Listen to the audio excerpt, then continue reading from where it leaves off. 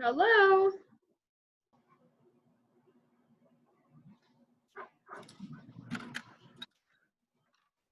Hello, hello. If you guys want to go grab a piece of paper and something to write with, we're going to be doing some writing today, okay? Nothing difficult, but go ahead and grab that.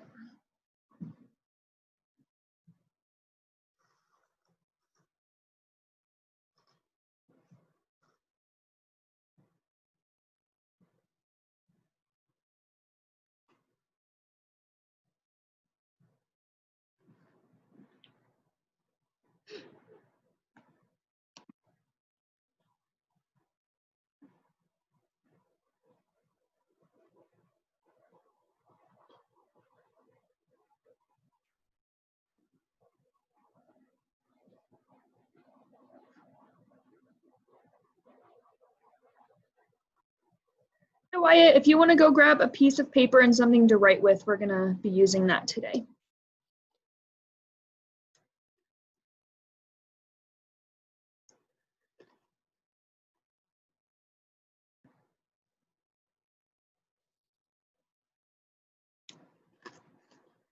Have you guys already eaten lunch? CJ says no, Blake says yes. Blake, what did you eat?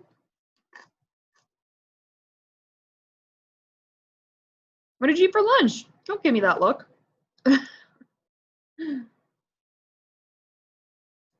CJ, what do you know what you're going to eat for lunch? Not yet. Some pickle. I know maybe some pickles. But... Pickles? Nice. Wyatt, what about you? He's still connecting, looks like. All right, we're going to give it another minute, see if any more friends join us. What is that, CJ? Pencil sharpener. Oh, cute. And then you open it and it all spits it out. Is it a frog or a monster or what is it? Like a monster thing. A monster? Cool, cool. Wyatt, did you connect all right?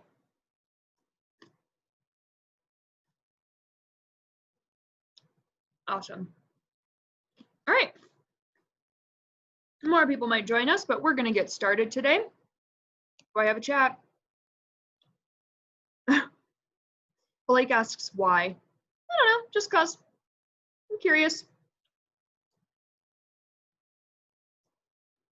All right, here we go.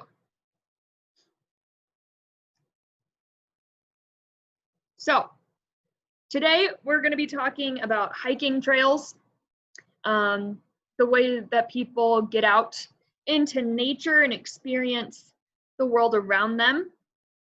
But today we're going to talk about 10 very special hiking trails and then a couple others. But these are the most beautiful and famous hiking trails in the world, and they're pretty unique. But we're going to do a little activity while we're doing it. So the reason you have a piece of paper and something to write with in front of you is I would like you to listen throughout this little presentation and write down which trail is your favorite, which one you would most like to hike yourself, which one looks the most difficult or the hardest, which looks the scariest, and which is the most unique. So the one that is really different and unique from what maybe you've seen in your life or what you've seen other trails to look like, okay? If you guys would like to write those down, you're welcome to, and I can hang out on this slide for a second. But one more time, it's which trail is your favorite, which trail looks the hardest or most difficult, which trail looks the scariest, and which trail is the most unique and different from what you're used to.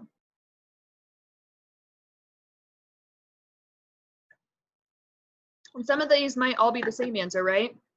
If your favorite trail is super unique and scary, you know? All right, you guys can give me a thumbs up when you're ready.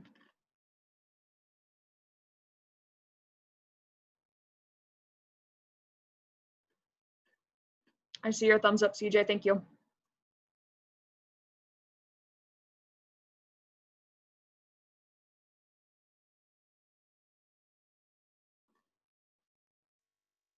All right, I got a thumbs up from Blake. I'm gonna move on, Wyatt. If you need me to recap these later, I will let you know, okay?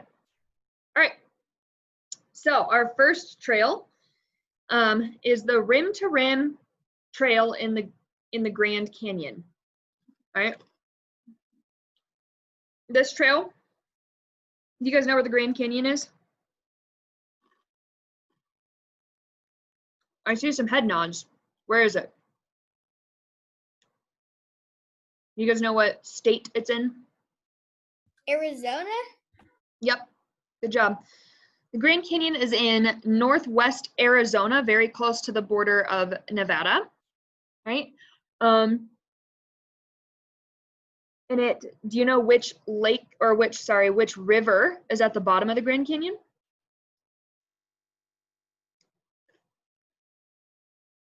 Starts with a C. It's also the name of a state. You can type it in chat if you want. Colorado River? Yep, good job, Blake. It is the Colorado River that's at the bottom of the Grand Canyon. This trail is pretty dangerous.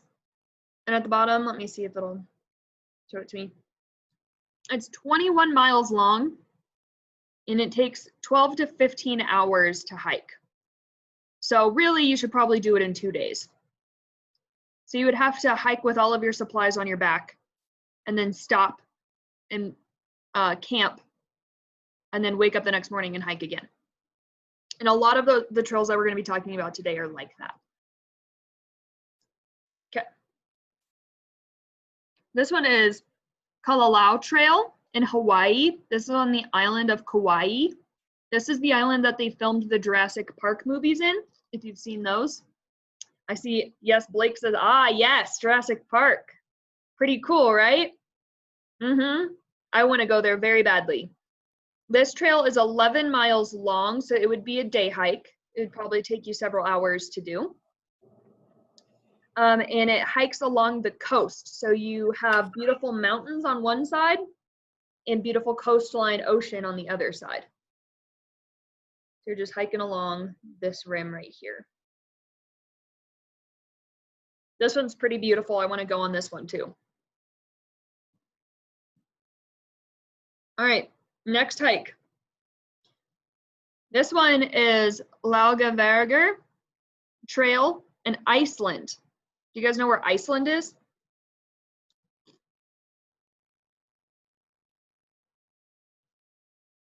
Oh, CJ says, maybe.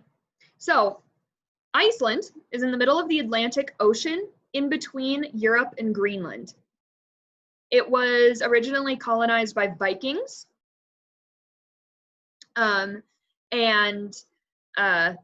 It is very, very beautiful. They have a lot of geothermal activity there. So volcanoes, hot springs, they have boiling sand and geysers and all sorts of really cool things all over Iceland. It's a very unique location on Earth. And this trail is 55 kilometers long, and it takes roughly 4 days to hike. So it's pretty long, and you're gonna see beautiful mountains and waterfalls and all sorts of things. All right. Our next one, Tour de Mont Blanc. This hike is 170 kilometers. It's the longest hike on this list, and it takes you 12 days. This hike is 12 days long, which is pretty crazy. And you have to carry everything that you might need for 12 days on your back in a backpack. It goes through 3 countries in the Alps: Italy, France, and Switzerland. Have you guys ever seen The Sound of Music? The movie? Blake says yes. CJ says yes. The Sound of Music was filmed in the Alps. So kind of not really the same area, but it kind of looks like this, if you want a reference. Yes, it's super beautiful. These are the Alps. They're very tall, very jagged mountains. All right. Our next one, this one is really cool, and that's why I included a map for you. So it's called Mount Rinjani, and it's in Indonesia. Indonesia is an archipelago, so a string of a bunch of islands in Southeast Asia, in between like Australia and China, that whole little section right there. And this trail, you hike up to the top of a volcano.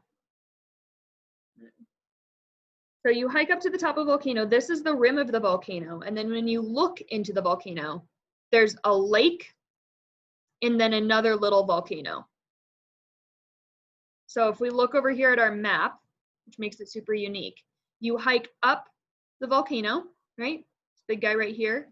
And then you hike up to this spot and you look down into this lake, which is actually where the lava would come out of if it were to erupt, this lake right here. It's a dormant volcano, which means it doesn't erupt anymore, which is why there's a really cool lake there. So that one's very unique, very cool looking. All right. Now we have the Inca Trail to Machu Picchu. Have you guys heard of Machu Picchu before? CJ says yes. Blake says yes. So Machu Picchu was an Inca village that they built on the top of a mountain, right? And the only way to get there is to hike for 3 to 4 days on very narrow paths like this, right? This is in Peru. Have you guys seen The Emperor's New Groove? Well, if you, CJ says yes. If you haven't seen The Emperor's New Groove, it's one of my favorite Disney movies ever. And it is all takes place not in Machu Picchu, but in Peru. And the king and all the characters are Inca, right? So if that helps you relate to this trail, this is probably one of the top trails on my bucket list. I really want to do this trail before I'm too old to do it. All right, next one, Wadi Numera Sikh Trail. This is in Jordan, so the Middle East, okay? And it takes you through gorges and canyons, very narrow canyons right here, from the Dead Sea inland to a really special place called Petra. Petra is an ancient city that was carved into the rocks.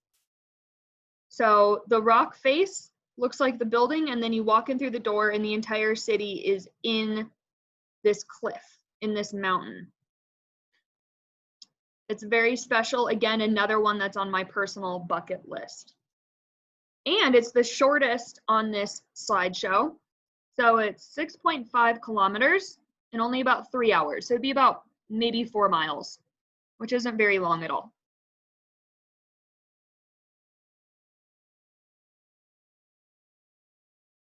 All right, the Three Capes Track in Tasmania, which is an island off of Australia. It's part of Australia. This one, you hike along these ridges all the way out into the ocean. Do you guys know what a Tasmanian devil is? DJ says yes. Yeah. One of those little animals that is really, really crazy and violent. Yes, the Tasmanian devil comes from Tasmania, the island in Australia. And this island is the greenest and the coolest place in Australia. Tasmania has more mountains, more lakes, and it snows there as opposed to the rest of Australia where it doesn't ever get that cold.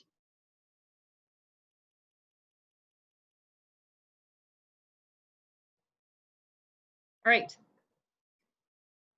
We have Yosemite Half Dome Trail. So Yosemite Park is in California. It's pretty famous, actually. It's in Northern California. This trail is 15 miles long, and it takes about 12 to 15 hours to complete. And you get really, really high up. In fact, do you see this dome structure right here? It looks like a mountain that was just sliced in half. You climb up to the top of this dome when you do this trail. There's a set of stairs kind of and railings, and you just climb up to the top of this. It's pretty spectacular. This is one of the most famous and popular national parks in the world, particularly in the country, besides Yellowstone. Yellowstone and Yosemite are probably the coolest national parks in our country, the most visited as well. There's also a lot of waterfalls that you can see. All right. And then this one, Zion Angels Landing Hike in Utah. All right. This one is very treacherous. It's probably the most dangerous of the ones that we've seen so far. This is a switchback. These are switchbacks when they go up a mountain like this. Okay, so that's part of the trail. That's probably really hard. It's very steep. And then this section right here, do you see how thin that is? That's probably very dangerous as well. One wrong step and you're falling off this cliff. So you have to be very careful. Right. Now this one is super interesting. This is the world's most dangerous hiking trail. It's called Mount Huashan, and it's in China. And all it is planks of wood attached to the side of a cliff, and you just walk across the planks of wood like this. You're that high up off the ground. Is that scary or what? I don't know if I could do that. Yeah, Blake, your face, I completely understand. It's terrifying. At the top of the mountain is a tea shop in a temple where they do tea ceremonies. Now I want you guys to think, how on earth did they build that tea shop at the top of this mountain? How did they get there? How did they get all the supplies there and all the workers there? How do they ship tea there? How do they get the tea there? Right? What do you guys think? How do you think they get all that stuff there? They use planes. Yeah, maybe they use planes or like helicopters probably. Yeah. Maybe they have supply runners that hike with a backpack full of tea on their back. How do you think even made the trail? Who was the person that installed those planks of wood? I know, it kind of blows my mind a little bit too. Terrifying. But it's very popular. All right, and then some of my favorite hikes that I've ever been on. This is Hanging Lake hike. And this is not too far from me. It's about 4 hours from my house in Glenwood Canyon. And then this guy over here is Delicate Arch in Arches National Park in Moab, Utah. And this is on the Utah license plate. If you've ever seen someone drive around from Utah, this is on the Utah license plate. And it's super beautiful, really unique. And it's huge. A person would be like, do you see how big my dot is? Right here. That's how big a person is compared to this. That's very, very big. All right. To kind of end our lesson, we're going to talk about elevation and altitude. Okay. Elevation is different than altitude. It measures the height of a geographic feature from sea level. Okay. So this is how we would measure how tall mountains are, or how high a city is from sea level. Sea level equals 0 whenever we're measuring elevation and altitude. And yep, okay. altitude, though, measures the height of an object from sea level. So this is what we use when we're measuring how high planes fly or how high rockets fly, helicopters. Any object that's above sea level, that's how we're going to measure it. So I have this little diagram right here, okay? If this is sea level down here, the top of this mountain would be measured in elevation, okay? The plane would be measured through altitude. So the altitude of this plane and this plane is the same, and then the height would be from the surface to the plane. So if a plane is flying over Colorado, let's say it's 6,000 feet, and the plane is flying at 15,000 feet, or let's go 10,000 feet, its altitude would be 10,000, but its height would be 4,000. I don't know if that makes sense to you guys. All right, one more thing. Why is elevation important? Why do you guys think elevation is important to know when we're talking about hiking?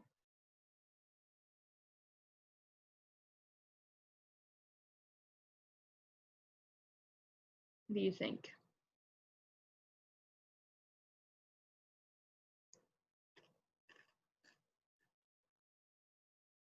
You can type it or you can unmute yourself and say it, but why do you think elevation is important to know when we're hiking?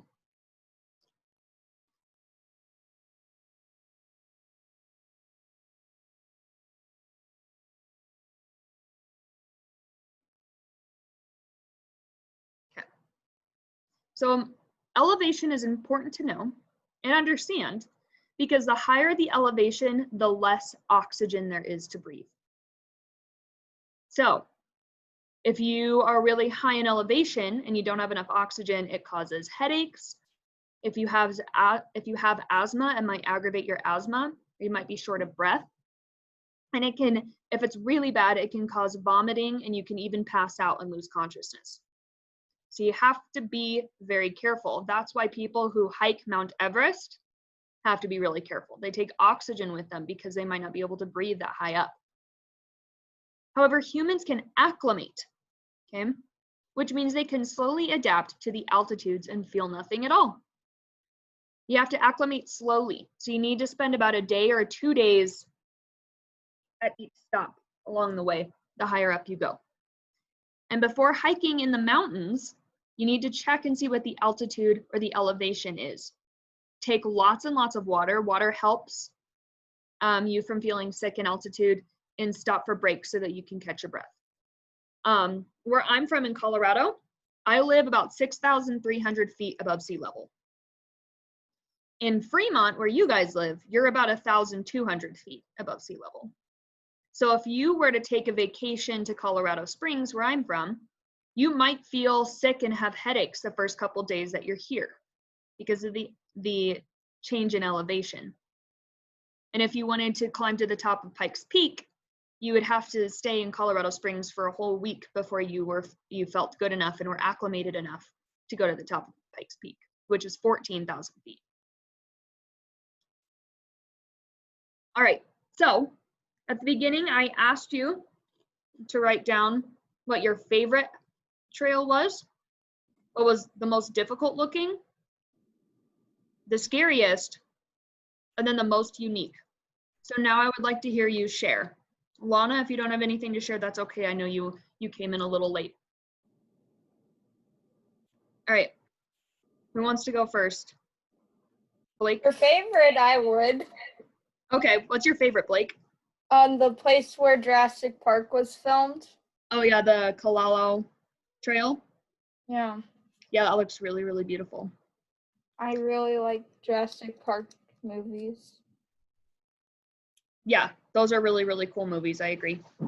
I'm sad that the new Jurassic World movie's delayed. Oh yeah, yeah. All right, do you want to share what you thought was the hardest and the scariest and the most unique? No? Even just one? Do you want to share just one other one that you thought was cool? The scariest was the one that had the wood and the Mount Huashang? yeah. Yeah, that one is super scary. I couldn't do that. Why does that even exist? You're so right, Blake. I don't know why it exists. All right, CJ, what do you got for me, bro? So my favorite is the same thing as his for Jurassic Park. Alawa? Yeah. And then the hard one is the Tour de Mont one, the 14 Oh, yeah. days. Yeah, that's a long time. I have two scary ones. Okay. Which is Machu Picchu and Mount Huashang? Yeah. Yeah. And then the unique one is the Wadi Numeri. I can't really say. Yeah, the one that's in Jordan, Petra. Yeah, that's a really good list, CJ. Thank you for sharing. All right, Wyatt, what do you got for me?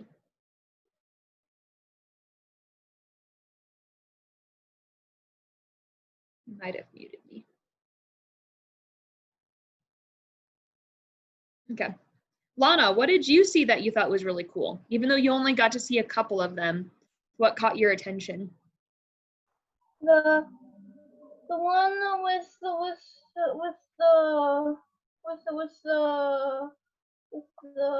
one that they build really high up that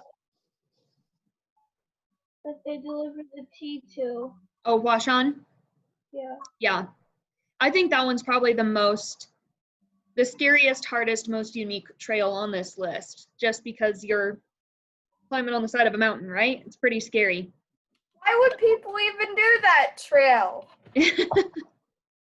I don't know. Thrill seekers. Some people really, really like the feeling of being scared. I think, see my list, I think my favorite trail is the Machu Picchu trail. And the most unique is the same one that you put, CJ, the Wadi Namari Sikh trail. I really want to do both of those before I die. The hardest would be Mount Blanc. Again, it's 12 days. I don't know if I'd want to camp for 12 days. I really, really would like to not camp for 12 days. But yeah. Well, I hope you guys learned some cool things about the world and about hiking and about trails. Tomorrow we will be discussing trail etiquette and survival. And then next week, we're going to be talking about different countries. We're going to be doing a little passport tour the world. And I'm really excited about that. But yes, make sure you guys pick up your kits tomorrow so that we can have fun the next week doing a bunch of cool crafts and cooking again. All right? Okay. Have a great rest of your day, guys. I will see you tomorrow. Bye.